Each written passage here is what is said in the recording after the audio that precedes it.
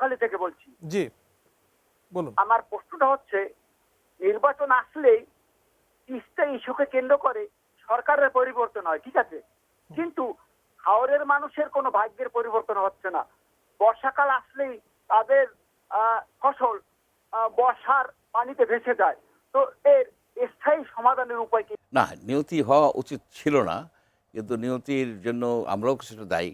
যেমন ধরুন আপনার যে কিশোরগঞ্জের হাওরগুলিতে সেইখানে আপনার যে করে রাস্তা করা হয়েছে, অল ওয়েদার রোড, এটা কিন্তু হাওরের পানির প্রবাহে একটা বড় ধরনের সমস্যার সৃষ্টি করছে। অ্যাট দ্য সেম টাইম আপনার যে উজান থেকে ভারত থেকে যে পানিটা আসে একসাথে অনেক পানি ছেড়ে দেয়, আর আপনার যে যত্র বাদ দেওয়া হয়েছে, অ্যাকচুয়ালি পানির ফ্লো কোন জায়গা থেকে কোন জায়গায় যাচ্ছে, হাওর তো একটা বিশাল জলাভূমি যাচ্ছে, সেইখানে যে বাঁধগুলি দেওয়া হয়, বাঁধগুলি কিন্তু আপনি দেখবেন যে একেবারে জাস্ট সামান্য সাধারণ বাঁধ, যদিও জনগণকে সেখানে সম্পৃক্ত করা হয়, যে বাঁধের যে কমিটি, স্থানীয় জনগণকে আসলে সম্পৃক্ত না করলেও তো বাঁধগুলো রক্ষণাবেক্ষণের একটা ব্যাপার স্যাপার।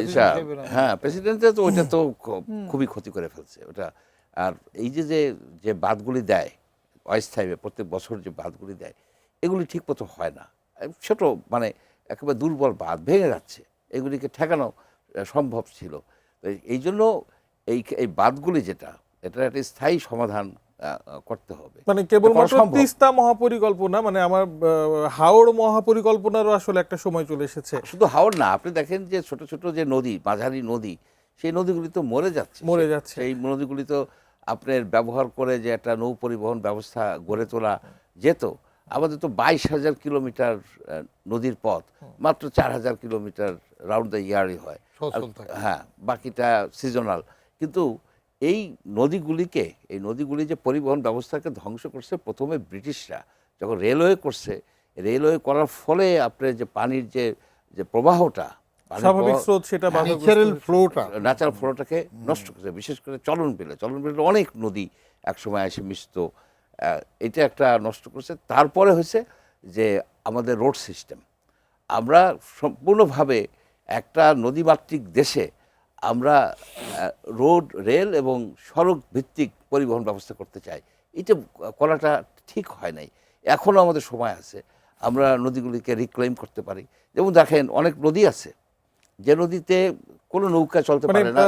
ডক্টর মঞ্জুর চৌধুরী, এই প্রসঙ্গেই আসলো যে সরকারের যে চলমান খাল খনন প্রকল্প, আপনার কি মনে হয় এটা আপনি যেই নদী ব্যবহার করে পরিবহন ব্যবস্থা, সেটাকে কি কোনো সাহায্য করতে পারে কিনা, বা না, সেটা তো নদী আর খালকে সম্পৃক্ত কিনা? নদী আর খালকে তো আলাদা করে দেখার উপায় নাই। আপনার খাল তো নদীর সাথে সম্পৃক্ত থাকে, নদীতে পানি না থাকলে আপনার খালেও পানি থাকবে না। সুতরাং এইখানেই নৌ পরিবহন ব্যবস্থা, মানে নদীগুলিকে সচল করার জন্য অনেক নদী আছে। আপনি ইচ্ছে করলে কচুরিপানা উঠে ফেলেন এবং বিআইডব্লিউটি উদ্যোগ নেয়, ছোট ছোট পন্টুন দিয়ে দেয়, তাহলে দেখবেন যে ওই নদীগুলিতে কিন্তু আপনার নৌকা যাওয়া আসা করতেছে। অনেক আসছে, পণ্য আছে যেগুলি ট্রাকে করে নেওয়া খুব কঠিন। যেমন বাঁশ একটা বিশাল ইম্পর্টেন্ট জিনিস বাংলাদেশের অর্থনীতিতে। আপনি যেমন ধরেন মাটির হাঁড়ি পাতিল, অন্তত মানে স্থানীয় পর্যায়ে একেবারে এইগুলি পরিবহনগুলো অনেকটা সহজতর হয়ে যায়। এখন তো আরো হচ্ছে যে আপনার সোলার পাওয়ার নৌকা যদি ইউজ করে, এনভায়রনমেন্ট ফ্রেন্ডলি, এবং মানুষ যাওয়া আসাও করতে পারবে। রাস্তার উপরে চাপ কমায়া নৌ পরিবহন ব্যবস্থাটাকে মাঝারি ছোট নদীগুলিকে ইউজ করে অ্যাটলিস্ট আপনার 10,000 কিলোমিটার নৌপথ সৃষ্টি করা সম্ভব।